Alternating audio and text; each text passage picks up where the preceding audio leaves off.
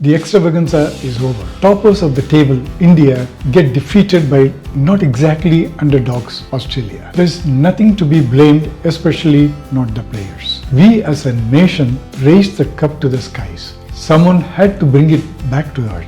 That is what an Australian player did by putting the trophy under his feet. What got insulted was our pride and ego. I am told the CWC-23 generated an income of about $2.6 billion.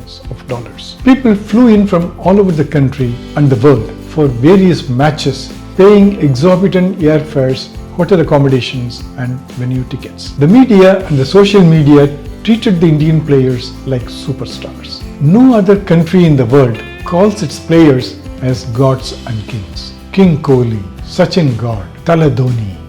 I am V.R. Sampath, aka Sampath Ramanujan, a retired Indian Police Service officer, PhD in English Literature and MFA in Creative Writing and Consciousness, US. Come, subscribe to my Absurd Conversations channel. Click the buttons to like, share and get notified. Comment and keep watching.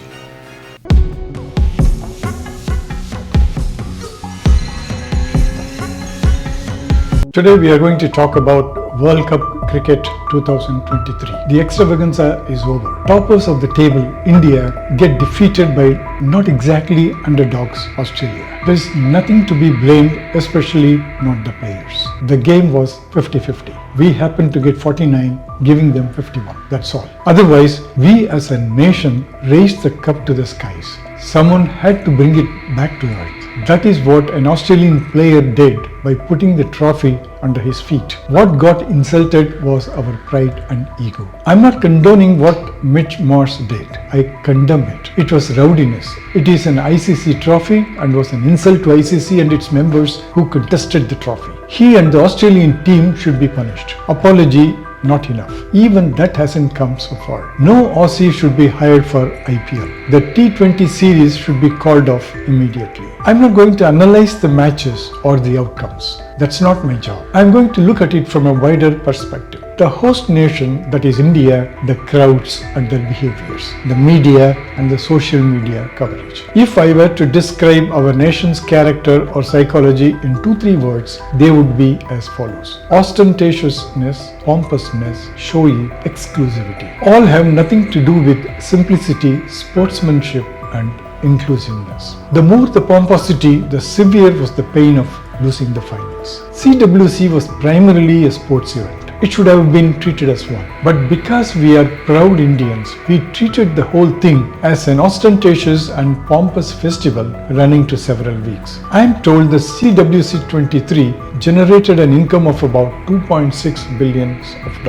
People flew in from all over the country and the world for various matches, paying exorbitant airfares, hotel accommodations and venue tickets. Not singles, but entire families who are raised in pompousness and who take ostentatious living for granted. So much noise, jingoism, patriotism and much more. This is evident when the field cameras focus on them. Body paintings, shouting and dancing. Although they have been showered as though they have been showered with bliss. It was anything but a sporting event. The other teams never existed in our consciousness. It was BCCI show of power, wealth and dominance. The telecast and live streaming was another. 2 hours before and after match, 3 people standing in the ground or studio in gaudy dress and yap away to glory. Who listens to them? No one. But they will talk because they are handsomely paid. For finals, pitch examination, Ravi Shastri gave an elaborate analysis. Matthew Hayden, on the other hand, said the pitch is common for both the teams. Whatever happens to both the teams. We should play in the present moment. How mature is that response? And how many of us noticed it? And then the tamasha of air, laser and musical shows in between serious matches. Some teams did object, but who cares? The media and the social media treated the Indian players like superstars. No other country in the world calls its players as gods and kings. King Kohli, Sachin God, Tala Dhoni. Nowhere in the world players take media into their homes and show their bedrooms. Take them to the garage and parade their luxury cars.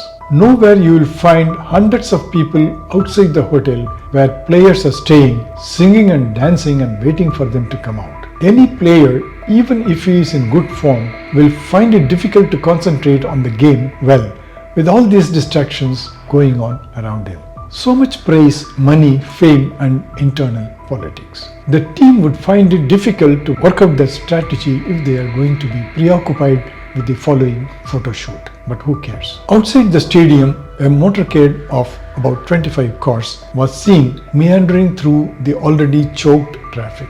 Needless to mention that Ambanis are visiting the stadium.